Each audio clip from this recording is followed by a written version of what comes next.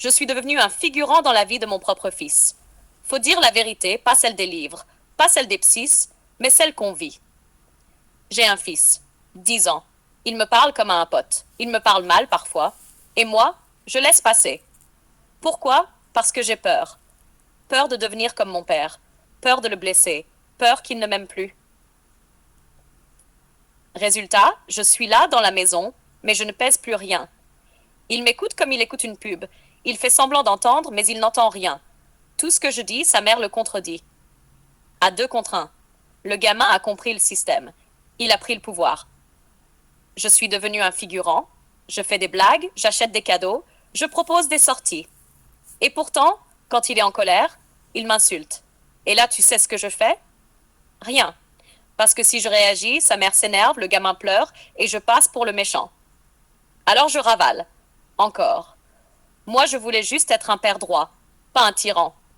Pas un clone non plus, juste un homme qu'il respecte. Mais dans ce monde, on ne veut plus de père. On veut des fournisseurs d'amour low cost, toujours disponibles, jamais en colère. La vérité, c'est que le père a été effacé et qu'on en paiera tous le prix. Pas aujourd'hui, mais demain, quand ces gamins deviendront adultes et qu'ils chercheront des limites qu'on n'a jamais osé leur poser. Souhaite d'un père perdu. Je ne sais plus comment être père. Je m'appelle Thomas, j'ai 39 ans, un fils de 8 ans. Je l'aime plus que tout. Mais parfois j'ai l'impression de marcher sur des œufs avec lui. Je n'ose plus le gronder. Dès que je hausse un peu le ton, il me regarde comme si j'étais un monstre. Il va le dire à sa mère, elle me reproche d'être dure. Alors je me tais, je cède, je me dis que ce n'est pas grave, qu'il comprendra plus tard. Mais au fond, je sens que je perds son respect. Je voulais être un père cool, présent, ouvert. J'ai fini par devenir transparent. Je ne veux pas qu'il ait peur de moi. Mais je réalise que ce n'est pas ça le sujet. Il n'a même plus conscience que je suis une figure à respecter. Il me parle comme à un égal. Il me coupe, me contredit, me teste. Et moi je souris. J'évite le conflit. La vérité, je me sens inutile. On ne m'a jamais appris à être père. Mon propre père était autoritaire, froid, absent. Moi j'ai voulu faire l'inverse. Mais j'ai peut-être fait pire. Je me suis effacée. Ce que 1% des gens savent, l'enfant ne cherche pas un copain. Il cherche un repère. Un enfant teste les limites, non pas pour les faire tomber, mais pour s'assurer qu'elles existent. Quand le père dit non, avec calme, fermeté et constance, l'enfant se sent en sécurité. Quand le père cède ou fuit le conflit, l'enfant prend le contrôle. Mais cela le panique intérieurement. L'autorité bienveillante, ce n'est pas la violence. C'est la colonne vertébrale affective qui permet à l'enfant de devenir un adulte solide. Pourquoi l'enfant devient-il un roi? Les origines du problème, déconstruction, culpabilité et société de l'image. 1. La chute des figures d'autorité traditionnelles.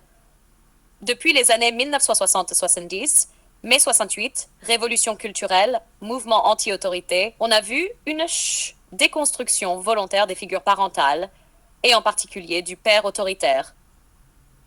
L'autorité a été assimilée à la violence, à la répression. La parole de l'enfant a été sacralisée.